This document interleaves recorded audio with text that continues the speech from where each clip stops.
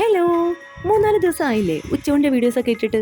എന്നാൽ നമുക്കിന്നൊരു ഉച്ചയൂണെന്ന് കണ്ടു നോക്കാം. അപ്പോൾ എന്നത്തെയും പോലെ ആദ്യം തന്നെ ഞാൻ ചോറിനുള്ള അരി തിളച്ച ശേഷം അത് റൈസ് കുക്കറിലേക്ക് മാറ്റി വെക്കുന്നുണ്ട്. പിന്നെ നമുക്കിന്ന് ഉച്ചയ്ക്ക് കറി വെക്കാൻ കുറച്ചധികം മീൻ തന്നെ കിട്ടിയിട്ടുണ്ട്. ഈ മീൻ എന്തായാലും എൻ്റെ വീഡിയോസിൽ കണ്ട് നിങ്ങൾക്ക് തന്നെ മടുത്തിട്ടുണ്ടാവും. കാരണം ഇവിടെ ഇപ്പോൾ കൂടുതലും ഈ മീൻ തന്നെയാണ് കിട്ടാറുള്ളത്. പിന്നെ കഴിക്കാനായിട്ട് യാതൊരു മടുപ്പും തോന്നാത്ത നല്ല ടേസ്റ്റ് ഉള്ള ഒരു മീൻ തന്നെയാണ് കേട്ടോ ഈ കുഞ്ഞു കൊഴിയാള. പിന്നെ 4 കുഞ്ഞു ചൂര കൂടെ കിട്ടിയിട്ടുണ്ട്. ചൂര ഞാൻ മുളക് കറക്കി എടുക്കുന്നുണ്ട്. പിന്നെ കുറച്ച് കൊഴിയാള ഫ്രൈ ചെയ്യാനായിട്ട് എടുക്കുന്നുണ്ട്. ബാക്കിയുള്ള മീൻ ഒരു പാത്രത്തിൽ അതിൽ കുറച്ച് വെള്ളവും കൂടെ ചേർത്ത് ഞാൻ അടച്ച് ഫ്രീസറിലോട്ട് മാറ്റി വയ്ക്കുന്നുണ്ട്. നാളെ എടുക്കുമ്പോൾ അത് നല്ല ഫ്രഷ് ആയിട്ട് തന്നെ ഇരിക്കും. അങ്ങനെ മീനെല്ലാം ക്ലീൻ ചെയ്ത് നന്നായിട്ടൊന്ന് കഴുകി വറുക്കാനുള്ളതിലേക്ക് വരയിട്ട് ഒന്ന് വിരലൊടിച്ചപ്പോഴേക്കും നമ്മുടെ മീനിലേക്ക് മസാലയൊക്കെ തേച്ച് റെഡിയായെന്നേ. ഇതുപോലെയൊക്കെ യഥാർത്ഥത്തിൽ എന്തെങ്കിലും ഒരു മാജിക് ഉണ്ടെങ്കിൽ നമ്മുടെ ജോലി എത്ര ഈസി ആയനെ. അങ്ങനെ മുളക് കറിക്കുള്ള അരപ്പ് നന്നായിട്ട് അരച്ചെടുത്ത് അത് കലക്കി തിളയ്ക്കാനായിട്ട് വെച്ചിട്ടുണ്ട്. കറിയുടെ കളർ ഉണ്ട്, നിങ്ങൾ ആരും ഞെട്ടണ്ട, ഇത് മുളക് കറി തന്നെയാണ്. ഇവിടെ ആർക്കും എരിവത്ര താല്പര്യമില്ലാത്തതുകൊണ്ട് ഈ കളറിലോട്ട് മാറിയെന്ന് മാത്രം. പിന്നെ ഫ്രിഡ്ജിൽ 2 ബീട്രൂട്ട് ഇരുന്ന് കരയാൻ തുടങ്ങിയിട്ട് കുറച്ച് നാളായിട്ടുണ്ട്.